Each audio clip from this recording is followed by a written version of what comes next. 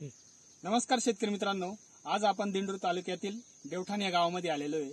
तर येथील प्रगतील शेतकरी अनिल शिंदे यांच्या प्लॉटवर आलेलो आहे। हे साधारणतः 10 ते 15 वर्षापासून भाजीपाला शेती करताय आणि साइंड केमिकलचे 2 ते 3 वर्षापासून औषध वापरताय।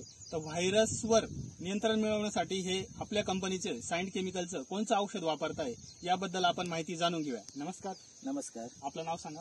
अनिल विष्णू शिंदे। तर आपण शेती किती वर्षापासून करताय? कमीत कमी मी 98-99 सालापासून। तर व्हायरस या रोगावर तुम्ही कसं नियंत्रण मिळवताय? कोणकोणती औषधं वापरून? व्हायरस म्हणजे मी दरवर्षी उन्हाळ्यामध्ये आपले एप्रिल किंवा मार्च एप्रिल मध्ये मिरची लावतो दरवर्षी। आणि मिरची लावल्यानंतर आपल्याला तो अनुभव आला, तुमचं कंपनीचं डॉप म्हणून औषध आहे। तर डॉप मला खूप चांगले रिझल्ट मिळाले आणि त्याच्यामुळे मग तोच प्रयोग मी टमाटीवर केला। तर मग खूप छान रिझल्ट भेटले। कमीत कमी 10 ते 15 दिवसापूर्वी मी तुमचं डॉप कंपनीचं डॉप औषध मारलंय।